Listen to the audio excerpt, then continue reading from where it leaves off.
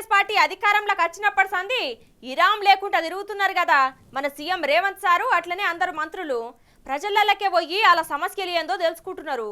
దినం మీటింగులు అక్కడక్కడ పనులతోని జనాలను దూరం అవుతున్నా అనుకున్నాడో ఏమో గాని చూడుర్రి ఏం చేసిండో ఈ మంత్రి సారు.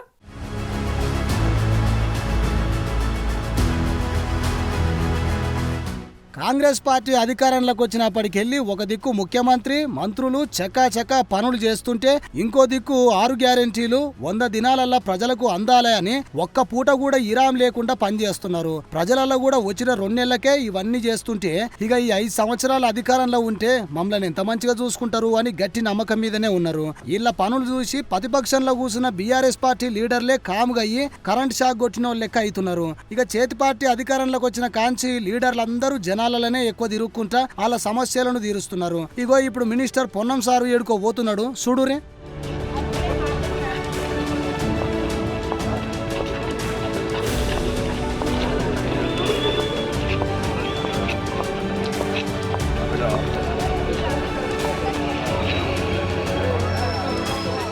జనాలతోని కూడి వాళ్ళ సమస్యలు అడిగి తెలుసుకుందాం. పొద్దుందాకా అక్కడ ఇక్కడ తిరుగుడే అవుతుంది.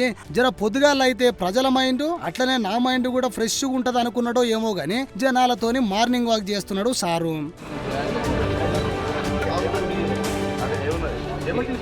అగో చాయ్ బండి కాడికి పోయి లెమన్ టీ అంటున్నాడు.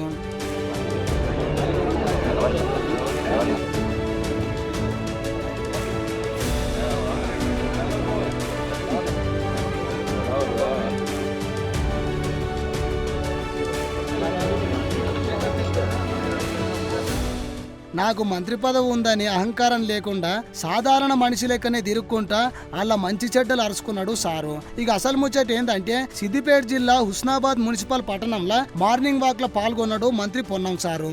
హుస్నాబాద్ పట్టణంలో ఉన్న 4-5 వార్డులల్లా ప్రజలతోని పలకరించుకుంటూ మార్నింగ్ వాక్ చేసిండు పొన్నం ప్రభాకర్ సారు. ఇక మీ పరిస్థితులు ఎట్లున్నాయి? అంతా కులాసాగానే ఉన్నారు కదా, మీ కష్టం వస్తే కాపాడనికే నేనున్నా అని ధైర్యం చెప్పిండు మంత్రి సారు. అగో అట్లనే సారు ఇంకేదో చెప్తాడంట ఇనుర్రి. అందరికీ మకర సంక్రాంతి శుభాకాంక్షలు.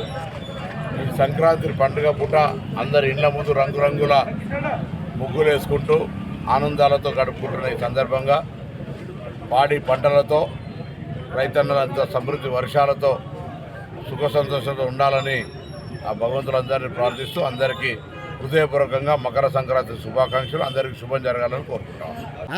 మీకు కూడా సంక్రాంతి శుభాకాంక్షలు సారు.